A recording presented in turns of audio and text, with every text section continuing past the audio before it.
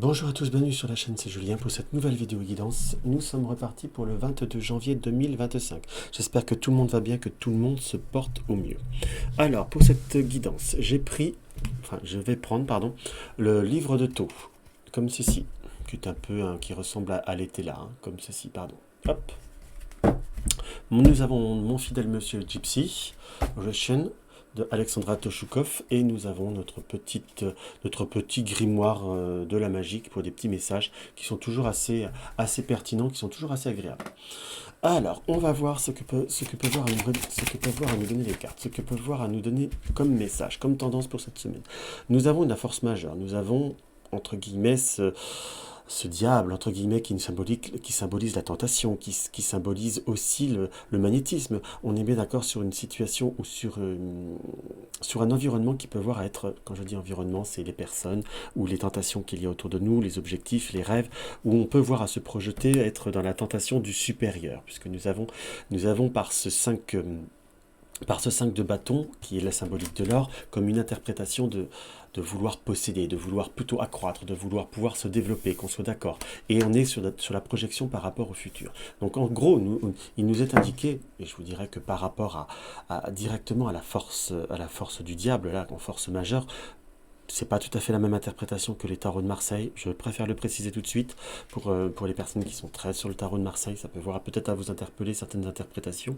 Mais là, dans ce que je peux voir à interpréter et vraiment à ressentir par rapport à cette carte, c'est qu'il y a un désir profond, comme une amélioration, comme un désir de projection, comme un désir de développement qui nous est encouragé pour une forme de développement pour le futur. On n'est pas sur l'instantané, parce que nous avons la carte de l'avenir. On est sur plutôt quelque chose qui se construit. On nous indique plutôt qu'il faut voir peut-être un niveau au-dessus, de hésiter de se permettre de se donner les bons moyens, de se donner les bonnes réalisations par rapport à ce que l'on désire faire, par rapport à ce que l'on désire être, entre guillemets, ou par rapport au projet que l'on souhaite mettre en place. Il serait peut-être bon de se permettre d'aller au-delà de certaines circonstances et au-delà de certains schémas.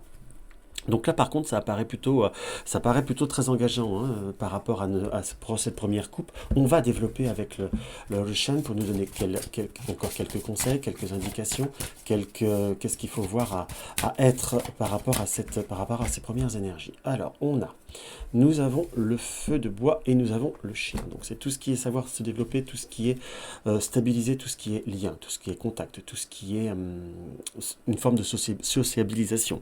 Si vous êtes sur un projet professionnel, si vous êtes sur un projet de développement, il va falloir déjà commencer à renforcer un côté de lien, de stabilité en quelque sorte, ou pour un domaine affectif, savoir développer outre le domaine de l'attraction, outre le domaine si je puis dire, de l'attachement, du côté magnétique qu'on peut avoir dans un relationnel, quel qu'il soit, même sur un domaine professionnel, on peut attirer vers certains projets, vers certaines réalisations, mais avant toute chose, il va falloir stabiliser, il va falloir poser, il va falloir renforcer certains liens ou certains contacts. Donc là, on nous donne vraiment un indice assez important par rapport à ce développement, et nous avons très concrètement là, en plus, le foyer, le feu, entre guillemets, qui nous est bien montré là, qui se reforme de façon naturelle, qui nous indique qu'il va falloir sortir de certains schémas, aller au-delà de ce que l'on peut voir à faire. Là, nous avons le serpent, nous avons l'autre côté du serpent. Donc on a peut-être un mécanisme à devoir changer à l'intérieur de soi. Certes, on a le projet, certes, on a l'ambition, certes, on a un désir et un besoin de réalisation.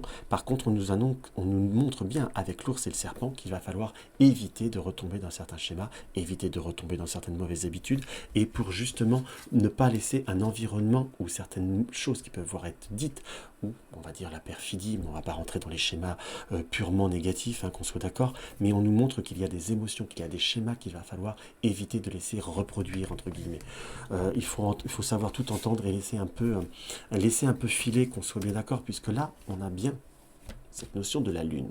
Donc il nous indique que les choses peuvent voir à se développer, qu'on a un petit peu de temps, mais on a profondément cet émotionnel qui est bien marqué là, qu'on soit d'accord pour couper, pour aller au-delà de certaines circonstances. Peut-être que pour certains, vous avez eu des moments de tension, des moments de difficulté par rapport justement à ce projet que vous souhaitez acquérir, que vous souhaitez faire, que vous souhaitez réaliser.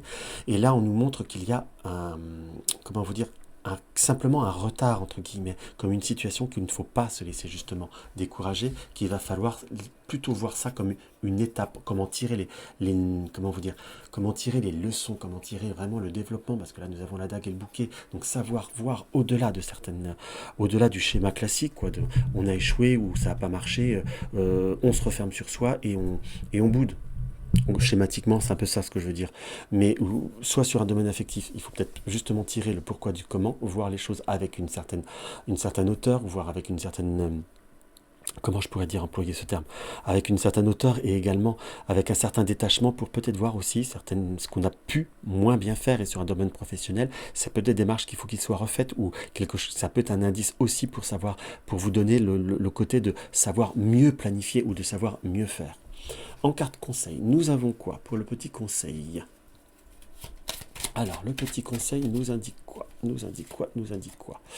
Nous avons terre réalité. Terre au ventre arrondi. De mes chères espérances, donne naissance à mes rêves chéris.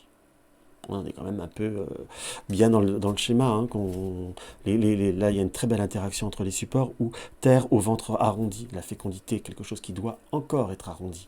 Donc le ventre arrondi, c'est encore quelque chose qui est en gestation, on peut l'interpréter comme ça, ou qui est encore en conception, ou qui a encore besoin d'être amélioré, d'être peaufiné en quelque sorte. De mes chères espérances, donc il faut garder ces espérances et ces objectifs, donne naissance à mes rêves chéris, qui nous indiquent qu'il y a une réelle possibilité de réalisation, peut-être légèrement différemment de ce que l'on pense, ou tout du moins en tirer des leçons de notre vécu ou de ce que l'on a déjà vécu pour justement réussir à aller au-delà et être, comment vous dire, encore soit meilleur ou mieux vivre les choses ou mieux pour pouvoir mieux approfondir les choses. Donc c'est quelque chose qui paraît positif, mais simplement laisser les choses se faire progressivement. Donc voilà mes chers amis ce que je peux voir à ressentir par rapport à ces petites énergies pour la journée de demain, ou quand vous allez voir ce support, ce tirage, c'est peut-être un message qui vous est également destiné. Donc si la vidéo vous a plu, un petit like, n'hésitez pas à laisser un commentaire, à partager la vidéo pour faire connaître un petit peu mes tirages. Dans tous les cas, je vous embrasse et je vous dis à tout bientôt.